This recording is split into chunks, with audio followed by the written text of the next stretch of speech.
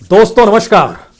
दोस्तों, जंगल महल पश्चिम बंगाल की सियासत का प्रतीक, पश्चिम बंगाल की विचारधारा के संघर्ष का प्रतीक, पश्चिम बंगाल में राजनीतिक प्रयोग की जमीन का प्रतीक और पश्चिम बंगाल में चुनावी दौर में शुरुआत भी जंगल महल से ही हुई है। तो पश्चिम बंगाल के जिन 5 जिलों में आज वोटिंग हुई वो सभी जंगल महल के इलाके हैं और दूसरी तरफ असम की 47 सीटों पर वोटिंग हुई जो 12 जिलों में बिखरे पड़े हैं। लेकिन आज जिक्र तो जंगल महल का करना चाहिए क्योंकि एक वक्त वामपंथियों के कैडर की पहचान जंगल महल ही थी। उसके बाद ममता बनर्जी की राजनीतिक जमीन को असल पुख्ता जमीन जंगल महल ने ही दी और जंगल महल के जिन 5 जिलों में आज वोटिंग हुई उसमें पूर्वी मिदनापुर, पश्चिमी मिदनापुर, पुरुलिया का इलाका, बंकुरा और झारग्राम, ये 5 जिले। और ऐसा नहीं है कि इस बार पूरे जंगल महल में पहले फेज में वोटिंग हो गई, जी नहीं, लगभग 60% हिस्सों में ही वोटिंग हुई है।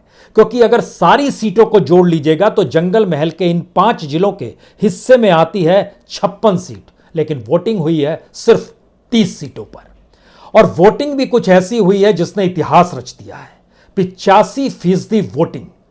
इस वोटिंग का मतलब क्या है और आने वाले वक्त में जब हर फेज के साथ पश्चिम बंगाल का चुनाव और तीखा और तेवर के साथ वोटरों के भीतर समाता चला जाएगा, राजनीतिक टकराव बढ़ता चला जाएगा और दावे प्रतिदावे और गहरे होते चले जाएंगे, तो इस 85% वोटिंग के मतलब को शुरुआत में समझ लीजिए।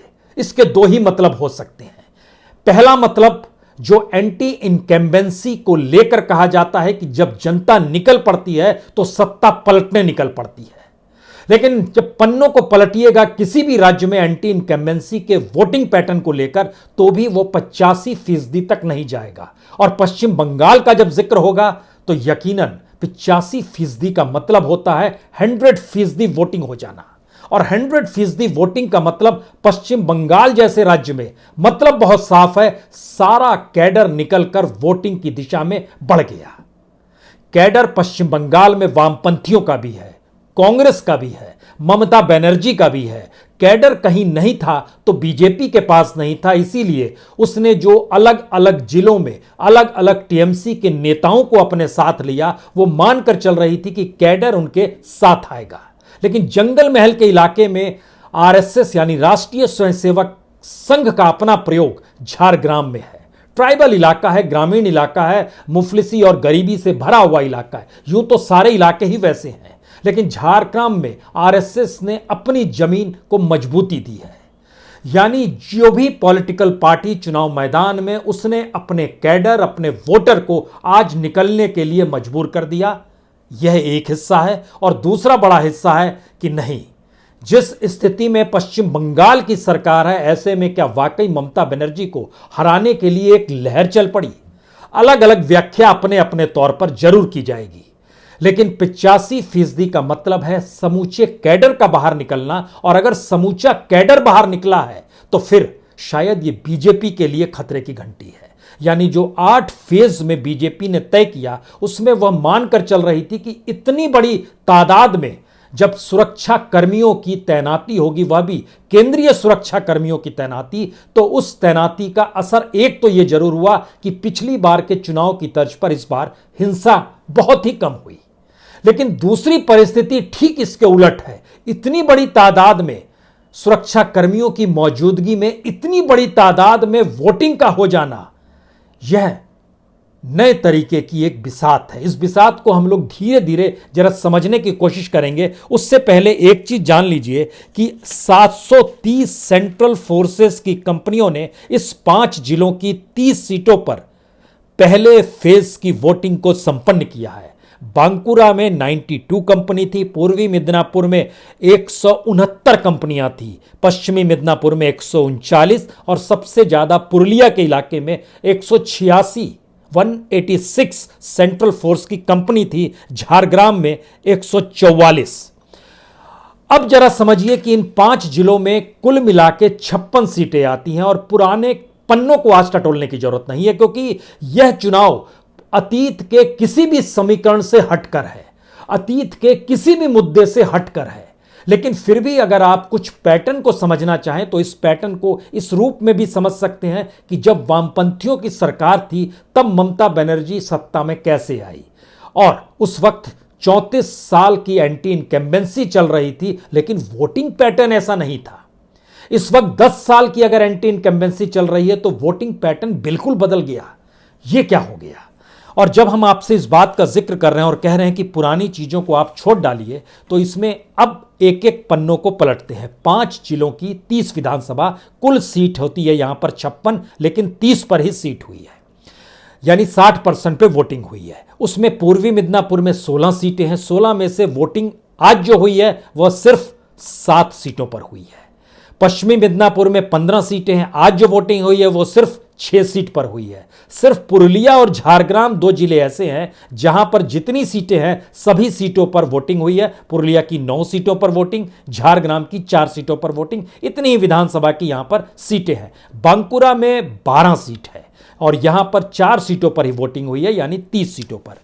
कुछ पन्नों को फिर भी अगर आप देखना समझना चाहते हैं आज के चुनाव पर वोटिंग पैटर्न को लेकर, तो पश्चिम बंगाल की इन 3 सीटों में 2016 के इलेक्शन में टीएमसी के पास 27 सीटें थी, लेकिन 2019 का वक्त आया तो चीजें पलट गई और बीजेपी ने यहां पर 20 सीटों पर विधानसभा क्षेत्र में उसकी बढ़त थी। वो लोकसभा के इलेक्शन थे, लेकिन विधानसभा में बांटिएगा तो वह 20 सीटों पर आगे थी। 2016 के विधानसभा चुनाव में बीजेपी एक भी सीट में आगे नहीं थी, लेकिन लोकसभा में वो 20 सीटों पर आगे थी। यही कहीं ना कहीं ऑक्सीजन का काम बीजेपी के लिए कर रही है, क्योंकि टीएमसी ने 17 सीटों पर अपने बढ़त को गंवा दिया था 2019 के इलेक्शन में। इसमें हमें लगता है कि एक पैटर्न आपको और देखना चाहिए। यह तो आपको 2016 और 2019 का है। जब आप पुराने दौर में चले जाइए तो आपके जहन में आएगा एक वक्त वामपंथियों की सरकार जब हुआ करती थी, उस वक्त भी यही जंगल महल नंदीग्राम को लेकर कहीं ना कहीं उबाल पैदा किया था। लालगढ़ को लेकर बात सिंगूर से निकली थी, उबाल पैदा इन्हीं जगहों पर हुआ था। उसमें 2008 में जब पंचायत चुनाव हुए थे तो बड़ी हिंसा हुई थी और वामपंथियों को लेकर ग्रामीण पश्चिम बंगाल में जबरदस्त आक्रोश था। ममता बनर्जी ने उसी आक्रोश को भुनाया था और 2008 के पंचायत चुनाव के तुरंत बाद 2009 का जब लोकसभा का चुनाव हुआ तो टीएमसी ने 19 सीटें जीत ली थी, यानी लेफ्ट 15 सीट पर आ गई थी और ममता बनर्जी लोकसभा में आगे निकल गई थी। वजह थी पंचायत चुनाव की हिंसा। उसके बाद 2010 में जब निकाय चुनाव हुए तो उसमें टीएमसी की जमीन पुख्ता हो गई और 2011 में ममता बनर्जी सत्ता में आ गई। अब उस पैटर्न को अगर आप अभी के दौर से जोड़िएगा इस जंगल महल के दौर में, तो फिर आप लौटिए कि 2018 में पंचायत इलेक्शन में टीएमसी की तरफ से वैसी ही हिंसा हुई, वैसे ही लोगों पर मार पड़ी जो 2008 में वामपंथियों की मार वहां के लोगों पर पड़ी थी। वही गुस्सा ममता बनर्जी को लेकर 2018 में निकला। इसीलिए 2019 के चुनाव में बीजेपी ने जबरदस्त जीत हासिल की और एक साथ 2 सीट उसके पास थी जो कि 18 सीट पर पहुंच गई, यानी 16 सीटों का लाभ उसको लोकसभा चुनाव में हो गया। यही वो ऑक्सीजन है जो बीजेपी को मौजूदा वक्त में पुख्ता कर रहा है। निकाय चुनाव तो इस बार 2020 में हो नहीं पाए महामारी की वजह से। 2021 का संदेश यही है कि वो पुराना पैटर्न और इस पैटर्न को जब मिला के देखिएगा तो ममता बनर्जी जा रही है, यह सवाल आपके जहन में तुरंत आ जाएगा। लेकिन फिर लौटिए वोटिंग पैटर्न पर। जो वोटिंग आज हुई है, ऐसी वोटिंग इससे पहले ना तो 2008 के पंचायत चुनाव से पहले जो विधानसभा का चुनाव था उसमें हुई थी, यानी 2006 में ऐसी नहीं थी। 2011 में भी ऐसा पैटर्न आपको देखने को नहीं मिलेगा। इतनी बड़ी तादाद में लोग निकल कर आए और एंटी इनकम्बेंसी का मतलब उस समय 60 से 65% जब वोटर निकल कर आया था तो यह मान लिया गया था कि बुद्धदेव भट्टाचार्य चुनाव हार रहे हैं और बुद्धदेव भट्टाचार्य खुद अपना चुनाव भी हार गए, यानी मुख्यमंत्री भी हार गया। इस वक्त क्या उसी की खुशबू महसूस बीजेपी कर पा रही है कि इस बार नंदीग्राम में ममता बनर्जी भी हार जाएगी? लेकिन फिर वही सवाल, इतनी बड़ी तादाद में अगर कैडर निकल कर वोट दे रहा है तो इसका मतलब बहुत साफ है कि हर वोटर जो भी पॉलिटिकल पार्टी से जुड़ा है, वो लेफ्ट का भी हो सकता है, कांग्रेस का भी हो सकता है, ममता बनर्जी का भी हो सकता है, और ममता बनर्जी को छोड़कर जो अलग अलग लगभग 40 नेता जो बीजेपी में गए हैं और चुनाव लड़ रहे हैं, उनका अपना कैडर भी हो सकता है, जिस बात का जिक्र लगातार हो भी रहा है कि क्या उनके साथ कैडर गया है या नहीं गया है। लेकिन यह एंटी इनकम्बेंसी का रूप 85% वोटिंग हिस्टोरिकली होता नहीं है। इतनी बड़ी तादाद में जो कैडर होता है उसमें एक निराशा आ जाती है, और वो निराशा के कारण जो जनता ने वोट दिया होता है अपनी पॉलिटिकल पार्टी को, वो हराने नहीं निकलती है, वो नहीं निकलती है अधिकतर, यानी परसेंटेज ऑफ वोट जो होता है वो 65% के आगे जाता नहीं है, ज़्यादा से ज़्यादा 70% तक छू लेता है। लेकिन यहां तो 15% प्लस में आ रही है चीज़ें, 85% का जिक्र हम आपसे कर रहे हैं। शायद इसीलिए इन 3 सीटों का मतलब, इस 30 सीटों के भीतर में जो सारे पुराने समीकरण जो भी आपके जहन में रहे हों, वामपंथियों को लेकर, कांग्रेस को लेकर, ममता को लेकर, या फिर ममता को छोड़कर जाने वालों को लेकर, क्योंकि बीजेपी की एंट्री 2019 से बहुत तीखे तरीके से हुई है, और बीजेपी की एंट्री के साथ जो दूसरी पॉलिटिकल पार्टीज है उनके लोगों का वहां पर छोड़कर आना है, इसकी भी 2 फिलॉसफी जंगल महल के इलाके में नजर आती है। आखिर ये छोड़कर क्यों आए? यह सवाल था कि जो जीतता है उसके साथ खड़े हो जाते हैं। दूसरा सवाल होता है जी नहीं, जीतने का मसला नहीं है, मसला शायद पैसा और पावर का है। जो साथ खड़ा रहेगा नहीं तो उसको मुश्किल हो जाएगी, यह भी हो सकता है। इस दौर में यह भी परिभाषा गढ़ी जा रही है। लेकिन फिर जब उस पर आते हैं तो जंगल महल की उस गरीबी को जरा समझिए कि बीते 20 बरस के दौर में जंगल महल में कुछ भी नहीं बदला है, गरीबी जस की तस है, लेकिन बदला है इस चुनाव में चकाचौंध है, पैसा है, प्रचार तंत्र है, लोगों को जमावड़ा कैसे जमा करते चले जाना है इसको लेकर है। लेकिन वोटिंग पैटर्न इससे प्रभावित हो जाए ऐसा होता नहीं है, क्योंकि विचारधारा के साथ पश्चिम बंगाल की सियासत ने कभी भी हंग असेंबली नहीं दी, यानी वो जिसके साथ खड़ी हुई उसको पूर्ण बहुमत के साथ लेकर आई है। तो फिर जंगल महल का मैसेज क्या है, इन 30 सीटों का मैसेज क्या है? क्योंकि जो बंगाल की सामाजिक आर्थिक जरूरत जो परंपरावादी तरीके से रही है, उसमें बीजेपी जैसी पॉलिटिकल पार्टी की एंट्री पहली बार हुई है। उसमें पहली बार देश के अलग अलग प्रांतों के नेता जो बीजेपी के थे, जो कैबिनेट मिनिस्टर्स थे, वह भी वहां पर गए। खुद प्रधानमंत्री रैली कर रहे हैं, लगातार संदेश दे रहे हैं।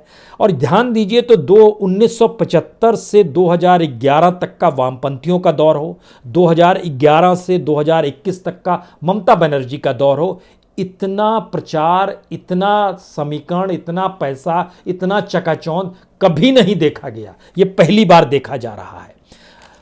अब यहां से असल सवाल शुरू होता है कि फिर इन 30 सीटों के भीतर में क्या पश्चिम बंगाल के बीजेपी के अध्यक्ष जो दिलीप घोष है, उनकी पहचान इस जंगल महल के इलाके को लेकर है, इसीलिए बीजेपी एज पर रहेगी, या शुभेंदु अधिकारी उनकी पहचान इसके साथ जुड़ेगी, या शिशिर अधिकारी जो कि कांथी से एमपी हैं, सांसद हैं, उनकी पहचान इसके साथ जुड़ेगी? यह भी एक सवाल है।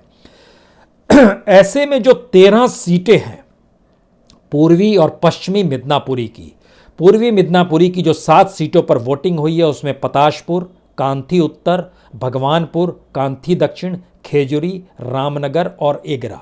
पूर्वी मिदनापुर में ही नंदीग्राम भी आता है जो कि अगले फेज में होगा, लेकिन उसके बावजूद भी जिला प्रभावित कर रहा है नंदीग्राम के उस संघर्ष को लेकर, जिसमें एक तरफ शुभेंदु अधिकारी होंगे और दूसरी तरफ ममता बनर्जी होगी।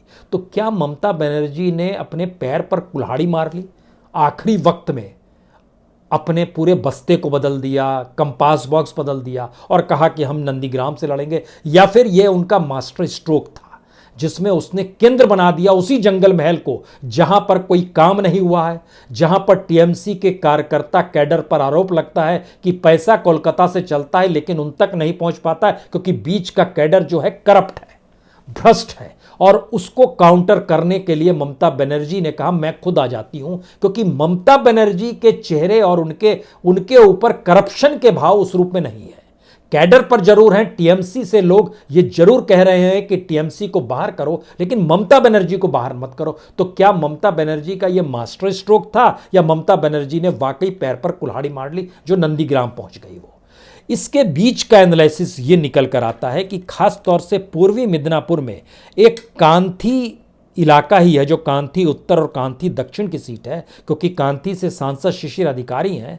इन 2 सीटों पर बीजेपी आगे है, इसमें कोई दो मत नहीं है। लेकिन बाकी जो 5 सीटें हैं, खेजूरी, रामनगर, एगरा, भगवानपुर, पताशपुर, यहां पर उसकी स्थिति अच्छी नहीं है। यह एक दूसरी बात आपके जहन में तुरंत आनी चाहिए जब पूर्वी मिदनापुर और पश्चिमी मिदनापुर का हम जिक्र कर रहे हैं, उसमें पश्चिम मिदनापुर भी जोड़ देते हैं। पश्चिम मिदनापुर की 6 सीटें हैं, दंतन, मिदनापुर, कोशियारी, खड़गपुर, गरबेटा और सालबोनी। इसमें से 3 सीट ऐसी है जहां पर बीजेपी आगे आपको दिखाई देगी, प्रचार के वक्त भी आगे दिखाई दे रही थी, कोशियारी, गरबेटा, मिदनापुर। लेकिन सालबोनी, खड़गपुर और दंतन में उसके लिए मुश्किल है। खास तौर से खड़गपुर को बड़ा वो माना जा रहा है कि यहाँ पर जो टीएमसी के कैंडिडेट हैं दिनेन राय और बीजेपी के कैंडिडेट हैं तपन बुआ, इनमें कांटे की टक्कर है, लेकिन यहाँ पर टीएमसी एज पर है।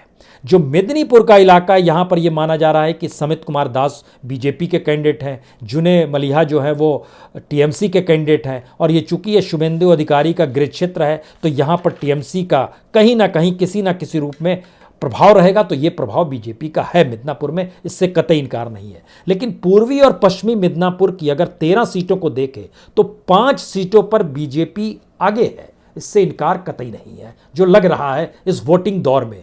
लेकिन इसमें सबसे बड़ा पेंच यह है कि जो 85% वोटिंग हुई है, यह वो इलाके हैं जहां पर वामपंथियों का कैडर भी रहा है, और पहली बार वामपंथियों ने जो अंदरूनी तौर पर काम करना शुरू किया, उसमें एक बात निकल कर आई कि वो कैडर दोबारा से लोगों को जागृत कर रहा है, क्या वामपंथ के पक्ष में, या फिर ये ममता बनर्जी के लिए सबसे बड़ा सेटबैक होने वाला है, क्योंकि ममता बनर्जी ने समझौता वामपंथियों और कांग्रेसियों को लेकर नहीं किया, या फिर यह समझौता नहीं करना ही कहीं जीवन दान तो नहीं दे देगा ममता बनर्जी को, क्योंकि अगर वामपंथियों का कैडर भी निकल कर आया है, और इस बात का जिक्र बार बार किया जाता है कि 2019 में जो पूरा का पूरा वोट बैंक था वो सीपीएम का ही वोट बैंक शिफ्ट हो गया था मोदी के पक्ष में।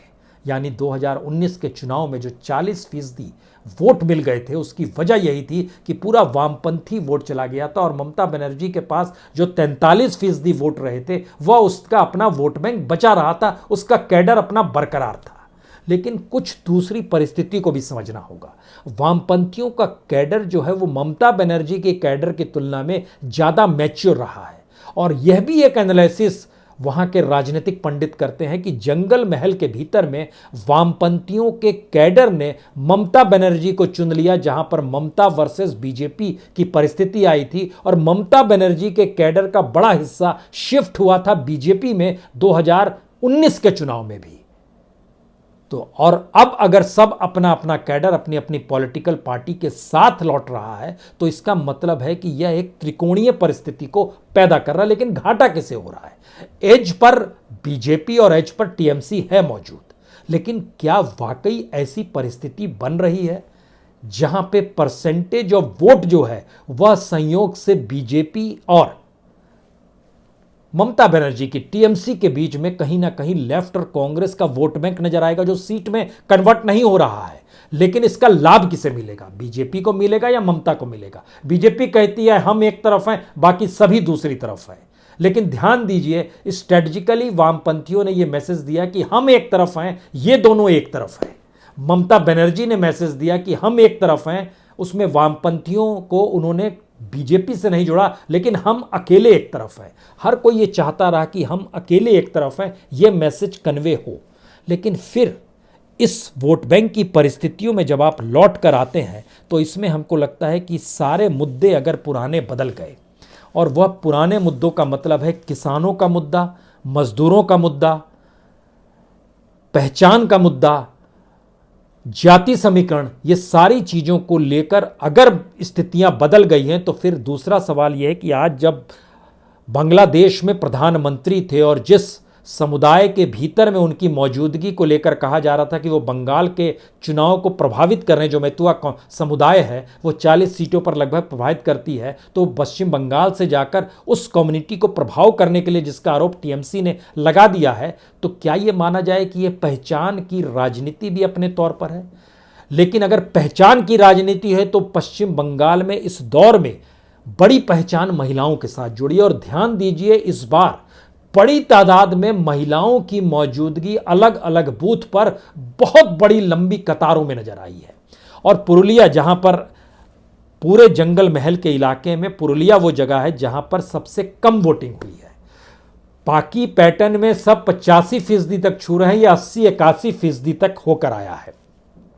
यह भी इतिहास रच रहा है। लेकिन इसका पैटर्न, यहां की 9 सीटों पर वोटिंग हुई है। पुरुलिया, बंदवन, बाघमुंडी, बलरामपुर, जयपुर, मंझवार, काशीपुर, पाड़ा, रघुनाथपुर। और यहां पर जो इस 9 सीट के भीतर झांकिएगा तो यहां पर लेफ्ट और कांग्रेस के गठबंधन की मौजूदगी भी आपको बाघमुंडी और पुरुलिया जैसी जगह में भी नजर आएगी। इनको इनकार नहीं किया जा सकता। और बाकी जो 7 सीट है उसमें ये लगभग 50-50 की स्थिति में बीजेपी और टीएमसी है। लेकिन बीजेपी का एज माना जा रहा था प्रधानमंत्री की रैली के बाद कि बीजेपी 4 सीटों पर यहां पर आगे रहेगी। और खास तौर से जो पुरुलिया का इलाका है जहां पर सुदीप मुखर्जी जो बीजेपी के कैंडिडेट है, ये दरअसल पहले कांग्रेस में ही थे, कांग्रेस छोड़कर आए जिसको बीजेपी ने टिकट दे दिया। और प्रीतम बनर्जी जो हैं यह कांग्रेस के कैंडिडेट है, तो यहां पर कांग्रेस का एज बड़ा है। बाघमुंडी में भी कांग्रेस का एज इसलिए बड़ा है क्योंकि ये सीट पर बीजेपी चुनाव नहीं लड़ रही है बल्कि कांग्रेस वर्सेस टीएमसी है। और यहां पर कांग्रेस ने गठबंधन जिसके साथ किया है उसको इस सीट को दे दिया है। तो इन 2 सीटों पर बीजेपी नहीं है, बाकी 7 सीटों पर निकल कर आएगा। तो 4 सीटों पर एज बीजेपी का माना जा रहा है, 3 सीटों पर टीएमसी है। यह एक एनालिसिस है उस पैटर्न के हिसाब से जिसमें हम लोग मानकर चल रहे हैं कि कुछ एंटी इनकम्बेंसी भी काम कर रही होगी। लेकिन जैसे ही आप कैडर पे लौटते हैं वैसे ही स्थिति आपको थोड़ी सी अलग नजर आएगी। यहां पर आपको नजर आएगा कि लेफ्ट और कांग्रेस के गठबंधन का प्रभाव जो है 3 सीटों पर हो गया। और 85% का प्रयोग जो है वह बीजेपी को 4 सीट से 2 या 3 सीट पर ले आता है और टीएमसी को 3 और 4 सीट पर ले जाता है। यह चेंज हल्का सा 1-2 सीट पर इन तमाम जिलों पर आता है। झारग्राम की जो 4 सीटें हैं इसमें खास तौर से याद कीजिए, झारग्राम ही वो जगह है जहां पर अमित शाह रैली करने नहीं पहुंच पाए थे। कहा गया था कि हेलीकॉप्टर खराब है, लेकिन भीड़ ही नहीं जुटी थी। और यहां पर ये एक फैक्ट है कि यहां पर पक्की सड़कें, ओवरब्रिज 2017 के बाद से बनाने की शुरुआत हुई, लेकिन यहां के लोग वाकई परेशान हैं, बेरोजगारी को लेकर वाकई परेशान है। जिसका जिक्र होता है कमीशनखोरी, टोलाबाजी, यह जिक्र बार बार निकल कर आएगा। लेकिन इसके ठीक समानांतर झारग्राम ही वही जगह है जहां पर आरएसएस ने अपनी जमीन को पुख्ता किया है।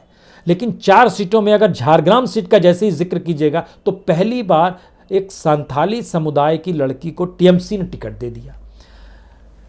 इस पूरे इलाके में आरएसएस का प्रभाव होने के बावजूद भी बीजेपी झारग्राम की सिर्फ 1 सीट पर अपनी पहुंच के साथ आपको एज पे नजर आएगी। 3 सीट पर यहां पर आपको बीजेपी नहीं बल्कि टीएमसी ही नजर आएगी। इस पैटर्न के साथ खास तौर से ये सबसे ज़्यादा महत्वपूर्ण है कि जब 100% वोटिंग हुई है जंगल महल के इलाके में, और जिस बीजेपी की पहचान जो नेताओं के तौर पर है वह टीएमसी से निकलकर जो नेता आए हैं वह भी जंगल महल के इलाके को अगर रिप्रेजेंट करते हैं, और उसके बाद भी इस 30 सीटों को लेकर अगर यह जिक्र निकल कर आता है कि लगभग 10 से 15 सीट के बीच में बीजेपी आपको झूलती हुई नजर आ रही है और लगभग 15 से 20 सीट के ऊपर में टीएमसी झूलती हुई नजर आ रही है, तो इसका मतलब बहुत साफ है कि जो जमीन ममता बनर्जी गंवा रही थी वहां पर इस वोटिंग पैटर्न ने उसको बरकरार कर दिया है। अन्यथा उनकी स्थिति इस पूरे इलाके में नाजुक हो चली थी। लोग नाराज थे, ये फैक्ट है। जो भी टोलाबाजी का जिक्र होता है, जो भी पैसा नहीं पहुंच पाने का जिक्र होता है, इससे वो परेशान थे, ये एक फैक्ट है, इससे कतई इनकार नहीं है। लेकिन इस दौर में बहुत चीज़ों को झटके में ममता बनर्जी ने बदला है, यह भी एक अपने तरीके का फैक्ट है। जिस कैडर का अब हम जिक्र करना चाहते हैं आखिर में, जो 85% वोटिंग का मतलब है, इसको जब हमने एक एनालिसिस करना शुरू किया और वहाँ के लोगों से भी जो बातचीत की और उसमें जो चीज़ें निकल कर आई, ये बड़ा रोचक स्थिति बनकर आती है। क्योंकि ख़ास तौर से अलग अलग ज़िलों में जब आप जाएंगे, ख़ास तौर से पूर्वी मिदनापुर और पश्चिमी मिदनापुर को जब मिला दीजिएगा, और यहाँ लगभग 85% की वोटिंग का मतलब ये है कि यहाँ पे वामपंथी कैडर जो ममता बनर्जी के साथ खड़ा हो गया था, और जो कैडर एक वक्त में कहा जा रहा था कि लोकसभा चुनाव के वक्त वह बीजेपी के साथ चला गया था, तो यहाँ पर दो सवाल निकल कर आए। लगभग जो 15 से 20% वोटिंग ज़्यादा जो नज़र आ रही है इन दो जगहों पर, उस वोटिंग का मतलब यह है कि जिसके पक्ष में भी ये वोट गया है वह एक तरफा जीत की दिशा में जा रहा है। यानी इसमें टकराव कम है, इसमें एक तरफ जाने की परिस्थितियां ज़्यादा हैं। और अगर यह स्थिति है तो इसका बड़ा लाभ ममता बनर्जी को मिल सकता है। वामपंथी कैडर जो है वह जिस रूप में मूव किया है, और ममता बनर्जी का अपना कैडर जो मूव किया है, उसका लाभ ममता बनर्जी को कुछ हद तक मिल सकता है, इससे कतई इनकार नहीं किया जा सकता है। दूसरी बड़ी बात यह है कि जो खास तौर से बांकुरा और झारग्राम का इलाका है, यहाँ पर वामपंथियों का कैडर रहा है। पुरुलिया में कांग्रेस की एक अपनी पकड़ रही है, इससे भी इनकार नहीं है। लेकिन इन दोनों जगहों पर बीजेपी ने अपनी जमीन को बनाना शुरू किया है, और जमीन को बनाने का मतलब यह है कि अगर 15 से 20% वोटिंग ज़्यादा नज़र आ रही है, तो उसमें से बीजेपी के पक्ष में अगर लगभग 5% की वोटिंग आ रही है, तो बाकी 10 से 15% की वोटिंग हिस्से में बट रही है, जो ममता टीएमसी और दूसरी तरफ लेफ्ट कांग्रेस के बीच में बट रही है। क्या वाकई बीजेपी इतने बड़े गैप को चुन पाई है जो उसने स्ट्रेटजिकली माना कि 8 फेज में चुनाव होने से उसको लाभ होगा? लेकिन अगर पहला फेज 85% तक जा रहा है, तो आने वाले वक्त में ये बतलाएगा कि पूरा का पूरा कैडर किस तरीके से पश्चिम बंगाल को एक ऐसे टेस्ट के तौर पर ले रहा है, जहां पर वो या तो अपने आप को, जो बीजेपी कह रही है, सब कुछ सौंपने को तैयार हो गया है, या दूसरी तरफ वह अपनी पुरानी स्थितियों को जीवित करना चाहता है, बचना चाहता है। और ममता बनर्जी के पांव में लगी चोट और घायल अवस्था में चुनाव प्रचार करते हुए द्वार द्वार जाने की स्थिति एक। दूसरा, लेफ्ट और कांग्रेस का साइलेंट प्रचार अंदरूनी तौर पर, बीजेपी का वाइब्रेंट प्रचार बहुत जोर शोर के साथ, और उसमें भी टीएमसी के नेताओं की भागीदारी, ये तीन परिस्थितियां बतलाती है कि टक्कर जबरदस्त है और ये मार्जिन की स्थिति में आ रही है। अगर इस 30 सीटों को अगर आप 294 सीटों में कन्वर्ट कर देंगे तो क्या होगा, ये सवाल किसी के जहन में भी आ सकता है। बड़ा मुश्किल सवाल है, क्योंकि झारग्राम, बांकुरा और पुरुलिया को छोड़िए तो झारग्राम और मिदनापुर की आधी से भी कम सीटों पर अगर चुनाव हो रहे हैं, झारग्राम में तो 4 सीटों पर हो गए, पुरुलिया में भी हो गए, लेकिन बांकुरा और मिदनापुर की अगर आधी आधी सीट पर हुई है, तो इसके नेक्स्ट फेज में असर इन सीटों पर इस वोटिंग पैटर्न का पड़ेगा, इससे कतई इनकार नहीं है। और ये कहीं ना कहीं किसी ना किसी रूप में जो ये दावा हो चला है कि हम 200 प्लस में आएंगे, ना तो ममता 200 प्लस में आने वाली है, ना बीजेपी आने वाली है। उससे भी बड़ा सवाल ये है, क्या ये पैटर्न बतलाता है कि पश्चिम बंगाल दोबारा नए तरीके से सोचने की दिशा में बढ़ चुका है, और ये सोचने की दिशा अपने प्रायश्चित को लेकर है या नए प्रयोग को लेकर है? नया प्रयोग जय श्री राम की दिशा में जाता है, प्रायश्चित के तौर पर परिस्थितियों को नए तरीके से देखना भी है, और आने वाले वक्त में पश्चिम बंगाल को उसमें ढालना भी है। क्योंकि जैसे ही करप्शन और हिंसा की लड़ाई होगी, तो मोदी वर्सेस ममता आकर खड़े हो जाएंगे, वामपंथी और कांग्रेस गायब हो जाएंगे। तो क्या पश्चिम बंगाल का ये चुनाव वाकई बेरोजगारी को देख रहा है, वाकई हिंसक होते या करप्ट होते कैडर को देख रहा है, या वाकई इस दौर में करप्शन के उस चेहरे को देख रहा है, या पॉलिसीज़ के इम्प्लीमेंटेशन में परिस्थितियां जो है उसको देख रहा है, या फिर एक ऐसी परिस्थिति में देख रहा है जिसका जिक्र बीजेपी कर रही है कि ममता बनर्जी आपको 5 सितारा होटल में बैठा तो देती है, लेकिन कहती है पानी आपको खुद खरीदना होगा, जिसका जिक्र किसान सम्मान निधि से लेकर तमाम जगहों पर अपने तौर पर बीजेपी ने किया। ये सारे सवाल हैं, लेकिन इस सवालों का अंत जो बार बार आप जाना चाहते हैं, कि आखिर इसको 294 सीट पे कैसे कन्वर्ट करें, तो कांटे की टक्कर मान लीजिए अभी, और ये मानकर चलिए कि यह स्थिति धीरे धीरे क्लियर होगी। बहुत बहुत शुक्रिया, बहुत बहुत शुक्रिया।